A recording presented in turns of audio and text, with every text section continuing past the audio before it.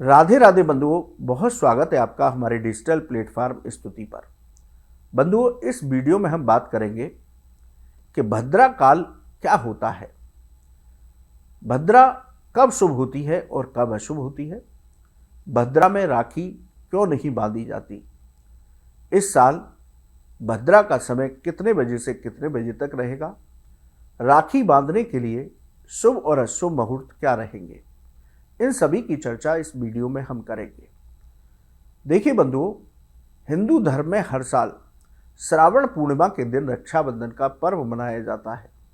रक्षाबंधन का पर्व भाई बहन के प्रेम का पर्व है। इस पर्व में बहनें अपने भाई की कलाई पर राखी बांधती हैं, भाई की मंगल कामना करती हैं। वहीं भाई अपनी बहन की रक्षा का वचन लेता है। रक्षाबंधन का पर्व ऐतिहासिक और पौराणिक है। इस पर्व से जुड़ी अनेक कथाएं शास्त्रों में दी गई हैं, लेकिन इस पर्व पर भद्रा का बहुत विचार किया जाता है। भद्रा के समय राखी बांधने से बचने की सलाह दी जाती है। भद्रा काल में राखी बांधने से भाई बहन दोनों को अशुभ फल प्राप्त होते हैं। आइए जानते हैं भद्रा क्या है, क्यों इसे अशुभ माना जाता है, इस साल रक्षाबंधन पर्व पर भद्रा का समय क्या रहेगा, किस मुहूर्त में राखी बांधना शुभ होगा।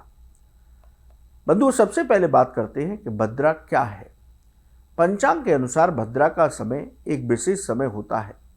भद्रा सूर्य देव की पुत्री है। पौराणिक कथाओं के अनुसार शनि देव की बहन मानी जाती है। भद्रा बहुत भयंकर स्वरूप लिए हुए थी। जब ये प्रकट हुई, इसका जन्म हुआ तो ब्रह्मा जी को बुलाया गया। तब ब्रह्मा जी ने भद्रा के स्वरूप को देखकर, उसके कामों को देखकर कि यह अशुभ कार्य करती है, लोगों को परेशान करती है, तो उसको 3 जगहों पर स्थान दिया और वहां पर स्थान देने के साथ उसके शुभ और अशुभ फलों के बारे में भी बताया। भद्रा का वास जब पृथ्वी लोक पर होता है तो इसे शुभ नहीं माना जाता। भद्रा के समय पर कोई भी शुभ काम करने से कामों में सफलता नहीं मिलती, अशुभ फलों की प्राप्ति होती है। इसलिए विवाह, गृह प्रवेश, मुंडन, होली, रक्षाबंधन जैसे मांगलिक कार्यों और पर्वों पर धरती की भद्रा से बचना चाहिए। भद्रा निकलने के बाद ही शुभ काम करने चाहिए। ज्योतिष शास्त्र और धर्मशास्त्र के अनुसार हर भद्रा अशुभ नहीं होती। भद्रा का प्रभाव यह निर्भर करता है कि भद्रा शुभ होगी या अशुभ। यदि भद्रा स्वर्ग लोक या पाताल लोक में हो तो भद्रा अशुभ नहीं होती, लेकिन भद्रा का वास पृथ्वी लोक पर हो तो इसे बेहद अशुभ माना जाता है। शुभ कार्यों में धरती लोक की भद्रा का विचार किया जाता है। भद्रा के समय को निकालकर ही शुभ और मांगलिक कार्य किए जाते हैं। इसलिए बंधुओं, विशेष रूप से रक्षाबंधन, होली, विवाह, बड़े जो शुभ और मांगलिक कार्य होते हैं, पर्व होते हैं, उन पर भद्रा का विचार विशेष रूप से करना चाहिए, देखना चाहिए। भद्रा को निकाल कर ही शुभ कार्य संपन्न करने चाहिए, तभी कार्यों में सफलता मिलती है। अब बात करते हैं कि रक्षाबंधन के दिन भद्रा के कब से कब तक रहेगी। पंचांग के अनुसार श्रावणी पूर्णिमा 27 अगस्त 2026 को सुबह 9:09 पर शुरू होगी। पूर्णिमा तिथि का समापन 28 अगस्त को सुबह 9:48 पर होगा।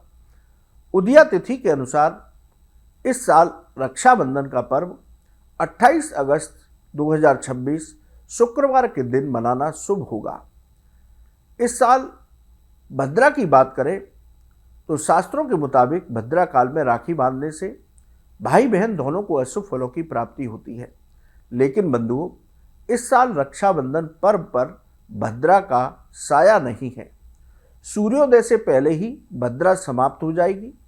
इसलिए 28 अगस्त 2026 शुक्रवार के दिन आप भद्रा रहित रक्षाबंधन पर्व मना सकते हैं।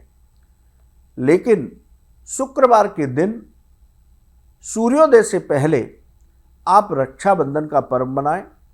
इसमें भी पूरे दिन पर्व है, पूरे दिन कोई विचार भद्रा का नहीं है, भद्रा है ही नहीं। लेकिन शुक्रवार के दिन राहु काल से भी बचने का प्रयास करना चाहिए। राहु काल में राखी बांधने से बचना चाहिए। 28 अगस्त शुक्रवार के दिन राहु काल सुबह 10:30 से दोपहर 12 बजे तक रहेगा।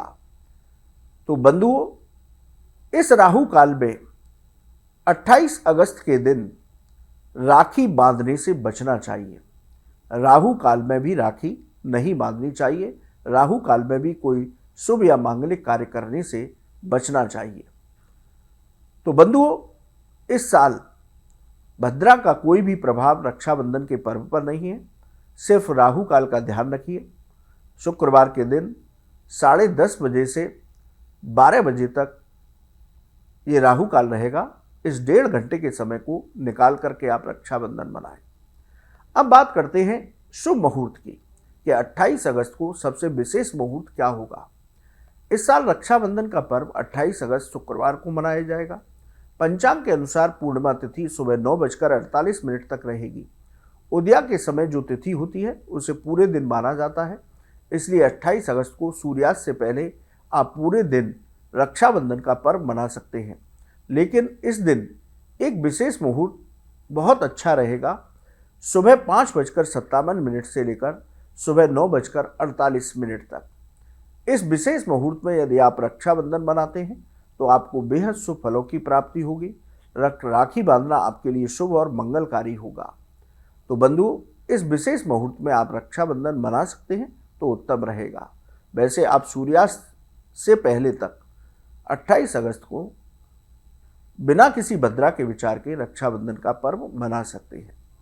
अब भद्रा क्यों अशुभ होती है, इससे जुड़ी एक पौराणिक कथा शास्त्रों में दी गई है। भद्रा और रक्षाबंधन से पर्व से जुड़ी एक कथा का वर्णन है।